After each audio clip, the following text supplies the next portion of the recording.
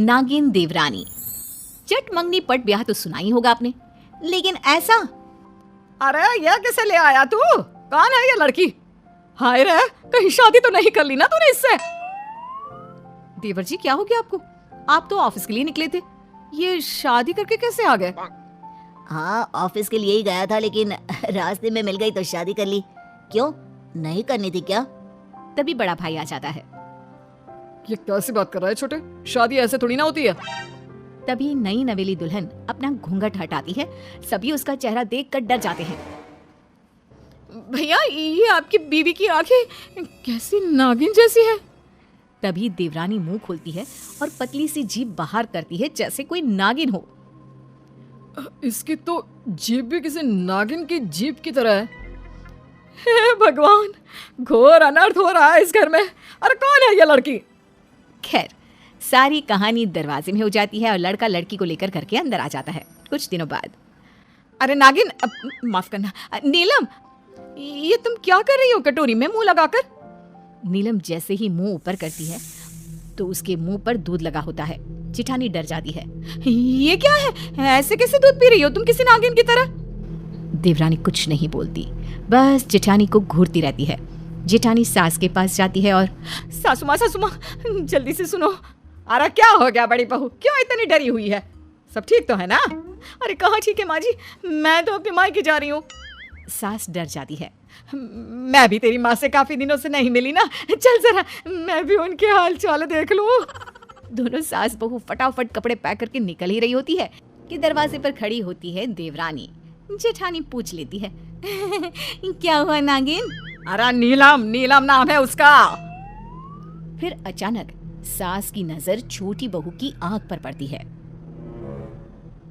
अरे बड़ी बहू, छोटी बहू की आंख में तो देखो।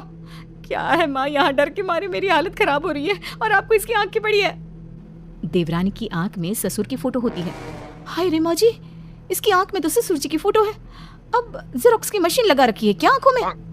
बेटा, तेरे ससुर जी की फोटो इसकी आंख में कैसे उतर आई? सारा ड्रामा चल ही रहा था कि वहाँ देवर आता है। अरे नीलम, क्या हो गया? यहाँ ऐसे पुष्पराज की तरह क्यों खड़ी हो? देखो ना, भाभी और माँ जी दोनों मुझे छोड़ कर जा रही हैं। मैं कैसे पूरा घर अकेले देखूंगी? और माँ जी, ससुर जी कहाँ हैं? दिखाई नहीं दे रहे। तो तेरी आंख में, तेरी आंख में। क्या इसकी आंख में माँ? इसकी आंख का ही तो दीवाना हो गया था मैं। कहाँ है ससुर जी? उनसे ही तो मिलने के लिए मैंने शादी की है। सारा घर देवरानी की इस बात पर हैरान सा रह जाता है। उनसे मिलने के लिए तो मैंने शादी की थी। अरे तू तो बहू है और वो यहाँ नहीं रहते। क्या यहाँ नहीं रहते? वैसे बुढ़िया, तेरी हरकतें ही ऐसी है कि तेरे साथ कोई नहीं रह सकता। देखो नागिन, सॉरी नीलम, सासू माँ के लिए ऐसी बातें मत करो, समझी? वो तो ससुर जी कमाने के लिए परदेस गए हैं। हाँ। जेठानी की बात सुनकर देवरानी नागिन की तरह यहाँ वहाँ रेंगने लगती है, मतलब दौड़ने लगती है। क्या हो गया नीलम? पापा यहाँ नहीं रहते, इसे तुम्हें क्यों परेशानी हो रही है? अरे बहू, आ रहे तेरे ससुर जी कल। वैसे बात क्या है? माँ जी, मुझे तो दाल में काला लग रहा है। आखिर किसी ससुर के लिए बहू का इतना परेशान रहना। माजरा क्या है? अच्छा, कल आ रहे हैं, तब तो कल ही उनका काम तमाम कर मैं अपना बदला ले लूंगी। काम तमाम मतलब? मैं समझी नहीं बहू। नीलम संभल जाती है और कहती है, मतलब वो मेरी माँ ने मुझे ससुर जी को देने के लिए गिफ्ट्स दिए हैं ना, वो उनके हाथ में दे दूं। अच्छा, तेरी माँ ने मेरे लिए भी कुछ दिया है क्या? और बड़ी भाई भाभी के लिए? अरे उनका भी तो हक बनता है ना। हाँ, तू ले ले पहले। अरे कहाँ से ये आ गई? ना मेरा बेटा घोड़ी चढ़ा, ना भाभी ने काजल डाला, ना सास की पैर पुजाई। ये सब क्या बकी, सॉरी, ये सब क्या बोली जा रही हैं आप? वैसे ससुर जी आ जाए तो उनसे मिलकर मैं चली जाऊंगी। अरे कहाँ चली जाओगी? मैं क्या करूँगा तुम्हारे बिना? नहीं, मैं तुम्हें नहीं कहीं जाने दूंगा नीलम। पति के इतने प्यार भरे शब्दों से नागिन, सॉरी नीलम, इमोशनल हो जाती है और वो जैसे ही इमोशनल होती है उसका रंग नीला पड़ जाता है। अरे ये क्या हो गया नीलम को? ये नीली कैसे हो गई? अरे पता नहीं, मुझे तो इसमें इंसानों के गुण कभी दिखे ही नहीं। तो क्या जानवर है ये? नहीं भाभी, मेरी नीलम तो अप्सरा है जो परी लोक से आई है। भाई यही कहना चाहती थी ना आप? ये तो पता नहीं, फिलहाल तू इसे अपने कमरे में लेकर जा और इसे बोल के असली रंग में आ जाए। पति नीलम को लेकर कमरे में जाता है। मैं तुमसे ये कहना चाहती हूँ कि तुम ना मुझसे इतना प्यार ना किया करो। कैसी बात करती हो? पति हूँ मैं तुम्हारा, अब तो तुमसे ही मेरी जिंदगी है। तुम हो तो मैं हूँ और मैं हूँ तो तुम, क्यों है ना? नीलम पति के गले लग जाती है। मैं ना तुम्हें कुछ बताना चाहती हूँ। तुम्हें याद है मेरी और तुम्हारी शादी कैसे हुई थी? हाँ, मैं भी यही पूछना चाह रहा था, पर जो भी हो मैं तो लकी हूँ कि राह चलते ही मुझे इतनी प्यारी और अच्छी लड़की मिल गई। नीलम पति को कुछ बताना चाह रही थी, लेकिन न जाने क्या सोचकर वो चुप हो जाती है। फिर अगले रोज, अरे बहू आ देख, तेरे ससुर जी आ गए। अरे कहाँ हो दोनों? नीलम और उसकी जेठानी ससुर के पास आते हैं। क्या हुआ ससुर जी, आप बहुत परेशान लग रहे हैं। हाँ, आप तो पहले ही आने वाले थे, पिछले महीने भी आप नहीं आए। क्या हुआ, सब ठीक तो है ना? हाँ, वो मेरे कार के नीचे एक सांप आ गया था। ये सुनते ही नागिन देवरानी की आंख हरी हो जाती है।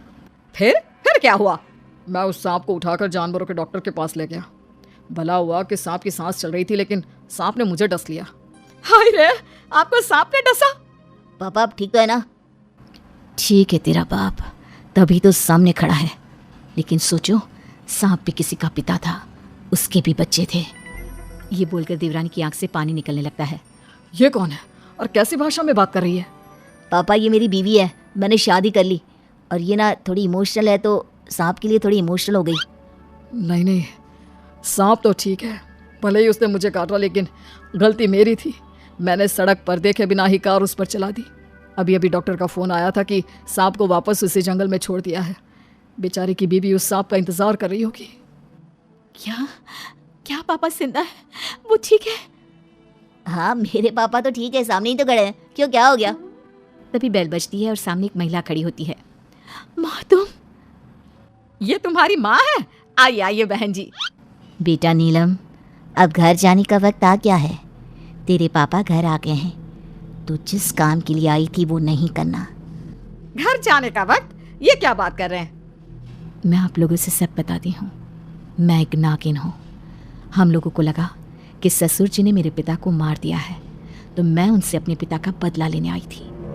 लेकिन भले इंसान ने हादसे के बाद ना सिर्फ मेरे पिता की जान बचाई, अपनी जान पर भी खेल गए। मैं माफ़ी चाहती हूँ, मुझे इजाज़त दीजिए। नहीं नीलम, मैं तुम्हारे बिना नहीं रह सकता। अरे तो क्या नागिन के साथ रहेगा बेटा? नहीं, नीलम चाहे तो वो नागिन का जीवन छोड़ सकती है। हाँ माँ, आप मुझे नॉर्मल लड़की बना दीजिए। मैं अब इसी परिवार का हिस्सा रहना चाहती हूँ।